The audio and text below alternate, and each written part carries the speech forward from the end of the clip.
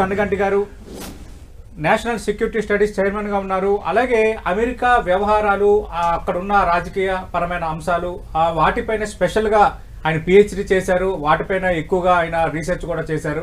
మనతో పాటు ప్రస్తుతం స్టూడియోలో ఉన్నారు రమేష్ కన్నగంటి గారు. అలాగే బయట నుంచి మరికాసేపులో లైవ్లో పాల్గొనబోతున్నారు సంతోష్ ఆర్ సోమిరెడ్డి గారు, ఫౌండర్ పార్ట్నర్ సోమిరెడ్డి గ్రూప్. కొద్దిసేపట్లో ఆయనతో కూడా మనం మాట్లాడదాం.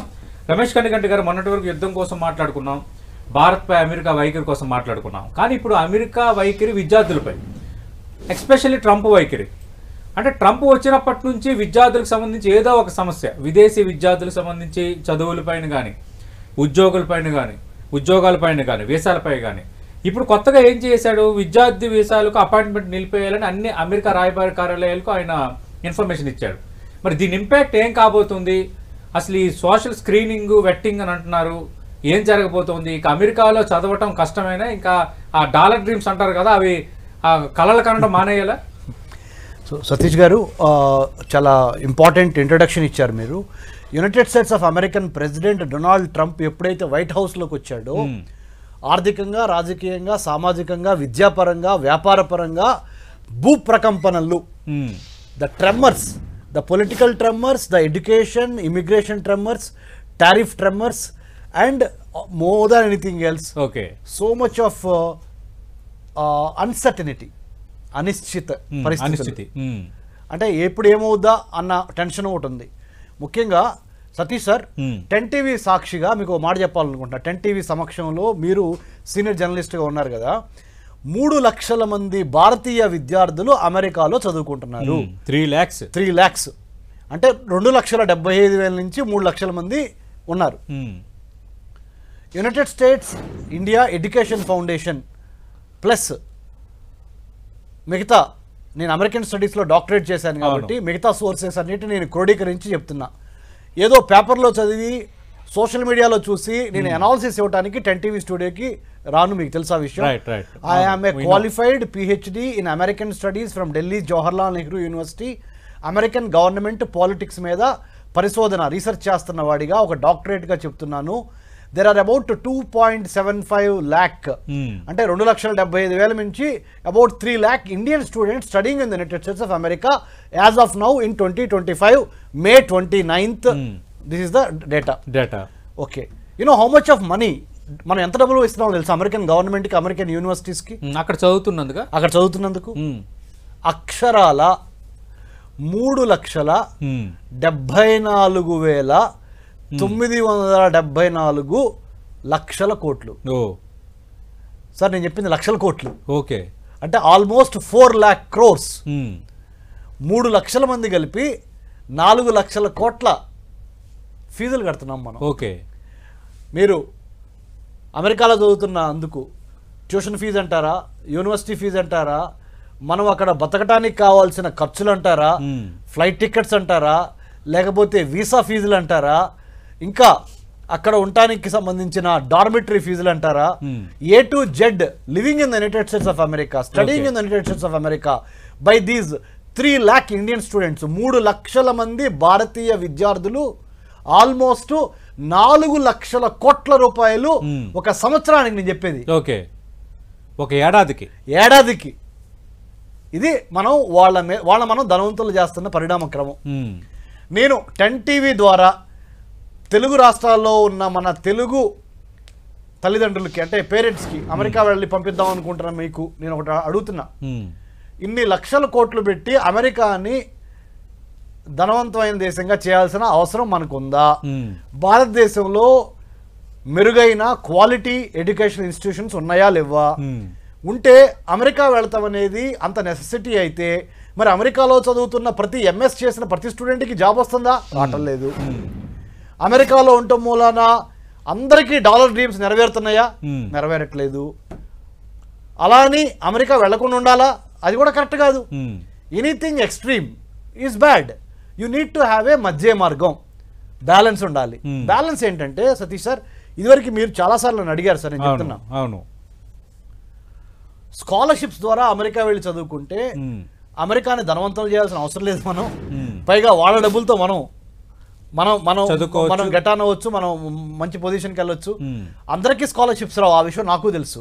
కానీ ఎంసెట్కి, ఐఐటికి, నీట్కి, జేఈకి, సివిల్ సర్వీసెస్కి ఎంత సీరియస్గా ప్రిపేర్ అవుతారో మన స్టూడెంట్స్, అందుట్లో 10% సీరియస్నెస్ కూడా అమెరికా కానీ వేరే యూరోపియన్ కంట్రీస్ కానీ వెళ్ళి చదువుకోవడానికి సంబంధించిన స్కాలర్షిప్స్ రిటర్న్ టెస్ట్ మీద కానీ ఇంటర్వ్యూల మీద కానీ మన వాళ్ళు దృష్టి పెట్టరు. అంటే కరెక్షన్ మనలోనే ఉంది. Self correction, self introspection, self debate చేసుకోవాలి. తర్వాత అమెరికా వెళ్తాం మనకి. ఇప్పుడు ట్రంప్ ఏం చేశాడు? SPL టెల్, స్పెల్ టెల్ అంటే స్పెషల్ టెలిగ్రామ్ ద్వారా అమెరికన్ ప్రెసిడెంట్ అయిన డొనాల్డ్ ట్రంప్ వాళ్ళ ఫారెన్ మినిస్టర్, స్టేట్ డిపార్ట్మెంట్ అంటారు అమెరికాలో, విదేశీ వ్యవహారాలు స్టేట్ డిపార్ట్మెంట్ అంటారు. మనకి ఇక్కడ భారతదేశంలో మినిస్ట్రీ ఆఫ్ ఎక్స్టర్నల్ అఫైర్స్ అంటారు. మన మినిస్టర్ ఎవరు? డాక్టర్ జయశంకర్ గారు. అక్కడ అమెరికాలో స్టేట్ డిపార్ట్మెంట్ హెడ్ ఎవరు విదేశీ వ్యవహారాలకి? Marco Rubio. ఆ మార్కో రూబియో ఏం చేశాడు?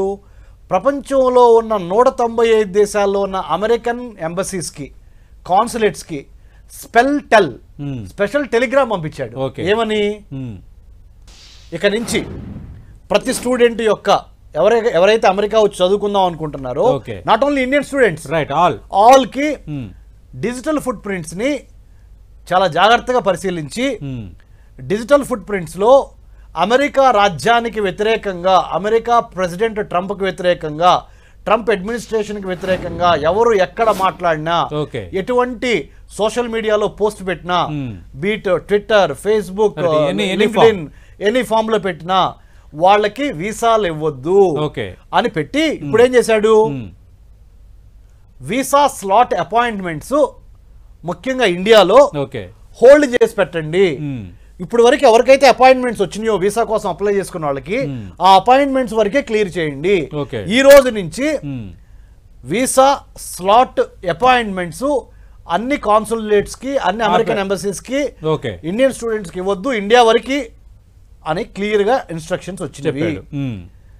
దీన్ని బట్టి మనం గమనించాల్సింది ఏంటంటే, మీరు అన్నట్టుగా ఇందాక మీ ఓపెనింగ్ స్టేట్మెంట్, ఒక పక్కన రష్యా యుక్రెయిన్ యుద్ధం, ఇంకో పక్కన ఇజ్రాయెల్ ప్యాలెస్తైన్, ఇంకో పక్కన ఇండియా పాక్, ఇంకో పక్కన చైనా మళ్ళీ కోవిడ్ అని చెప్పి బెల్ట్ అండ్ రోడ్ ఇనిషియేటివ్ ద్వారా ప్రపంచంలో 71 దేశాలకి కొన్ని వందల కోట్ల రూపాయలు అప్పులు ఇచ్చి, వేల కోట్ల రూపాయలు అప్పులు ఇచ్చి, ఆ విధంగా చైనా ఓ పక్కన, అమెరికా తన యుద్ధాలతో తను బిజీగా ఉంది. తర్వాత తన ఫారెన్ పాలసీ, తన defence policy, let's make America great again, MAGA అనే పాలసీ ద్వారా ప్రెసిడెంట్ అయిన మన డొనాల్డ్ ట్రంప్, తర్వాత ఎలాన్ మస్క్, ప్రపంచ కుబేరుడు ఎలాన్ మస్క్, నేను ఇక ప్రెసిడెంట్ ట్రంప్ తో పనిచేయాలని చెప్పి బయటకు వస్తున్నాడు. ఆల్రెడీ ఇచ్చేసాడు, రిజైన్డ్. అంటే డిపార్ట్మెంట్ ఆఫ్ గవర్నమెంట్ ఎఫిషియన్సీ అని ప్రభుత్వ ఖర్చులు తగ్గించి ఒక డిపార్ట్మెంట్ ని క్రియేట్ చేసి ఎలాన్ మస్క్ ని పెట్టారు కదా, నాకు చాలే కాదని చెప్పి ఆయన బయటకు వచ్చాడు.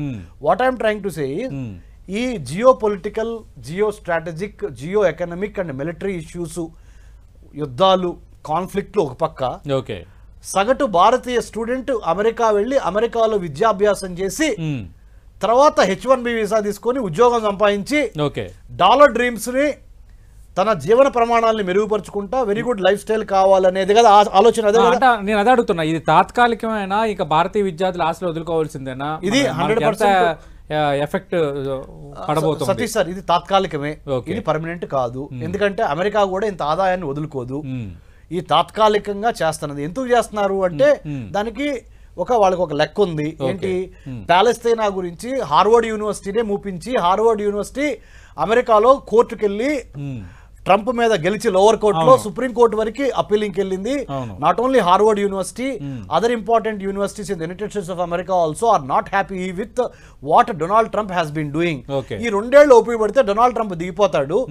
Life, liberty and pursuit of happiness అనే 3 సిద్ధాంతాల ద్వారా America exceptional country in the American exceptionalism has been questioned, re-questioned by its own party called Republican Party, by its own citizen and the right now currently the President of the United States of America, Donald Trump.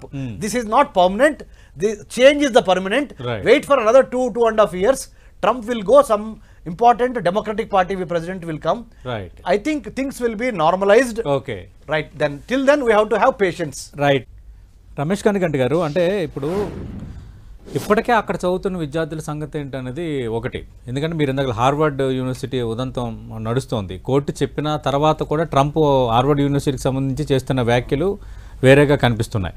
అయితే ఈరోజు కొన్ని ప్రసార మాధ్యమాల్లో వచ్చింది, అది నేను రూఢిపరచట్లేదు, Trump తనయుడికి admission దొరకట్లేదని ఇలా మాట్లాడుతున్నాడని కొన్ని ప్రముఖ మీడియా మాధ్యమాలను కొంత దాన్ని ప్రస్తావించారు. అది డిఫరెంట్ సబ్జెక్టు. అయితే నేను అంటుంది ఏంటంటే, ఒకటి అక్కడ చదువుతున్న విద్యార్థుల సంగతి ఏంటనేది ఒకటి. నెంబర్ 2, ఈ వెట్టింగ్ స్క్రీనింగ్ అంటున్నారు కదా, అంటే ఏ విధంగా వాళ్ళు చూస్తారు అని. కేవలం ఎగ్నెస్ట్ పోస్ట్ అయినా లేదంటే ఇంకా డీప్గా ఏమైనా సెట్ చేస్తారా? విద్యార్థులు ఎలాంటి జాగ్రత్తలు తీసుకోవాలి ఈ విషయం? అబ్సల్యూట్లీ. సో మనము విద్యార్థులకి హెల్ప్ చేయాలి. అమెరికా వెళ్ళి చదువుకుందాం అనుకుంటున్న మన తెలుగు వాళ్ళకి కానీ మన ఇండియన్ స్టూడెంట్స్కి కానీ హెల్ప్ చేయాలి. కాబట్టి నేను కొన్ని సూచనలు సలహాలు ఇస్తానండి. సోషల్ మీడియా మానిటరింగ్ యూనిట్స్ ప్రతి గవర్నమెంట్ డిపార్ట్మెంట్లోనూ ఇప్పుడు బై డిఫాల్ట్ ఇదైపోయింది, అంటే ఒక థంబ్ రూల్ అయిపోయింది. ఓకే, అక్కడ దాకా ఎందుకు, any organisation who ever wants to take any employee, potential ఎంప్లాయీగా ఒక ఉద్యోగస్తుడిగా తీసుకుంటున్నప్పుడు కూడా సోషల్ మీడియాలో వాళ్ళ యొక్క డిజిటల్ ఫుట్ ప్రింట్స్, వాళ్ళ యొక్క రైటింగ్స్, పోస్ట్లు ఏమేమి పోస్ట్ చేస్తున్నారు, అంటే ఏ ప్రభుత్వానికి వ్యతిరేకంగా, ఏ రాజకీయ పార్టీకి ఇదిగా, లేకపోతే అంటే అమెరికాలో అయితే ముఖ్యంగా ట్రంప్ అడ్మినిస్ట్రేషన్ ఇప్పుడు పొలిటికల్గా ప్యాలెస్తైనా ఇష్యూ చాలా బర్నింగ్ ఉందండి. తర్వాత రష్యాకి సపోర్ట్గా ఏమన్నా పోస్టులు పెడుతున్నారా, ప్యాలెస్తైనాకి సపోర్ట్గా ఏమైనా పోస్టులు పెడుతున్నారా, అమెరికా యొక్క అడ్వర్సరీస్ అంటే ఇరాన్, ఓకే, ఇరాన్కి సపోర్ట్గా ఏమైనా పోస్టులు పెడుతున్నారా, లేదా నార్త్ కొరియా, ఇలా అమెరికాకి సంబంధించిన శత్రు దేశాలకి సంబంధించి ఎవరైతే ఎవరైతే వెళ్ళాలనుకుంటున్నారో, అమెరికాలో చదువుకోవాలనుకుంటున్నారో వాళ్ళు ఈ శత్రు దేశాలు అంటే అమెరికాకి శత్రు దేశాలు, నార్త్ ప్యాలెస్తైనా అనండి, నార్త్ కొరియా, ఇరాన్ అనండి, లిబియా అనండి, ఇరాక్ అనండి, లేకపోతే రష్యా అనండి, వీటికి సంబంధించి పాజిటివ్గా మీరు ఏమైనా రాసినా అది అమెరికా చాలా సీరియస్గా పరిగణిస్తుంది. సో అలాంటి పని చేయొద్దు. Number 1, if you wanted to go, మా స్వతంత్రము, మా ఇష్టము, right to speech, right to freedom of expression అన్నప్పుడు మరి అమెరికా కూడా they have they right to say no. వదులుకోవటమే. నీకు అవా కావాలి, బోవా కావాలంటే రెండు దొరకవు, నువ్వే డిసైడ్ చేసుకో. లేదు నేను హ్యాపీగా నా భారతదేశంలోనే ఉంటాను, ఇక్కడే కష్టపడి చదువుకుంటాను, కడుపులో కసితో టాలెంట్తో ఇక్కడి నుంచే బయటకు వస్తాను, ఇక్కడి నుంచి నేను ప్రూవ్ చేసుకుంటాను అనుకుంటే అది నీ ఇష్టం. See, if you wanted to play football, obviously you have to play according to the rules of the game. Right. If you want to play cricket, you have to play cricket rules. Absolutely. No rules ki we should follow. American government yokka rules ki వ్యతిరేకంగా అది right ఓ రాంగో debate చేసే హక్కు ఉంది నీకు. అవును. కానీ వాళ్ళు ఏం చేయాలనుకున్నా అదే చేస్తారు. సో అదొకటి. అలానే వాళ్ళ నిబంధనలకు వ్యతిరేకంగా మనం వెళ్ళకూడదు, ఎందుకంటే వాళ్ళ దేశం కాబట్టి. అవును, అవును. ఇంకోటి ఏంటంటే లెస్బియన్, గే, ట్రాన్స్జెండర్, సెక్షువల్ ఈ యొక్క ప్రిఫరెన్సెస్ ఉన్నాయి, వీటి మీద డొనాల్డ్ ట్రంప్ అంటే రిపబ్లికన్ గవర్నమెంట్ చాలా ఆర్థోడాక్స్ గా ఉంటుంది. Okay, okay. అలాంటి ప్రదర్శనలు కానీ ఏది I support lesbian, I support gay, transgender, bisexual అని రాశారనుకోండి, అది చూసారనుకోండి స్టేట్ డిపార్ట్మెంట్ వాళ్ళు, ఇప్పుడు ప్రెసిడెంట్ ఎవరు, డొనాల్డ్ ట్రంప్. మరి డొనాల్డ్ ట్రంప్ కి ఏమైనా రుచించవు కదా, ఆయన ఏమంటాడు, ఓకే హోల్డ్ ఆన్. రైట్.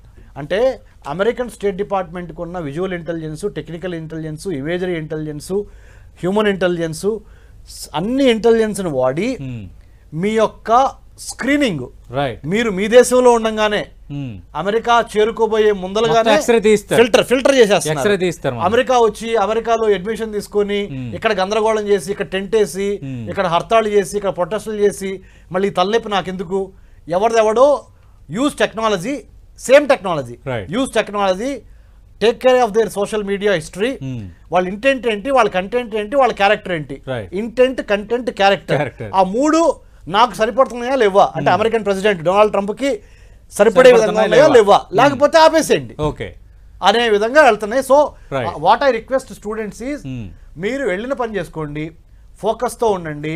మీరు అమెరికా వెళ్ళింది అమెరికాలో విద్యాభ్యాసం చేయడానికి మాత్రమే, తర్వాతే pocket money, part time job, pocket money కావాలనుకుంటే అమెరికాలో ఇక్కడ చేయ ఆ పని. అమెరికన్ డిగ్రీ కావాలనుకుంటే అమెరికా వెళ్ళు, ఫోకస్డ్ గా ఉండు, ఒళ్ళు దగ్గర పెట్టుకొని ఆన్లైన్ క్లాసెస్ కాదు, ఫిజికల్ గా క్లాసెస్ అటెండ్ అవ్వాలని అది కూడా అన్నారు కదా, classes attend అవ్వాలంటున్నారు కదా. సో ఇంట్లో కూర్చొని మేము చేస్తాం అది అంటే కాదు సరే. పెద్దలు మన సోమిరెడ్డి సంతోష్ సార్ కూడా చెప్తే బాగుంటుంది. ఆయన ఖచ్చితంగా నెక్స్ట్ ఒకటి చెప్తాను sir, Satish sir, last time లేదు కాబట్టి. సంతోష్ సార్ చాలా మంచి పాయింట్స్, చాలా మంచి పాయింట్స్ రేజ్ చేశారు సార్. జస్ట్ అంటే to add what you have said, one American lady professor in Brown University, she kept Ayatollah Khomeini, Iranian supreme leader యొక్క లిటరేచరు, ఆయన డిపిలు, ఆయనకు సంబంధించిన ఫోటోగ్రాఫ్స్ని చూస్తుంది అనే ఒక దాంతో ఆమెకు కూడా షోకాజ్ నోటీసులు ఇచ్చారు అమెరికాలో ఉన్న బ్రౌన్ యూనివర్సిటీలో ఉన్న ఒక లేడీ ప్రొఫెసర్. అంటే ఇట్స్ నాట్ ఓన్లీ అంత పర్టికులర్ గా ఉన్నారు, అంత particular. It's not only about Harvard, it's not only about MIT or University of Southern California at LA, or it is not about premium other top 10 or 20 Ivy League universities అంటారు అమెరికాలో. అక్కడ ఉన్న వాళ్ళే కాదు, everything is being monitored, watched. And then I request our Indian students whoever wants to go to United States of America, so ఒకటే అవసరం తప్పితే అనవసరంగా ప్రస్తుతానికి you don't post anything unnecessary. Be focused, be determined. Every setback as a setup for a greater comeback అనే ఒక attitude తో work towards your goal.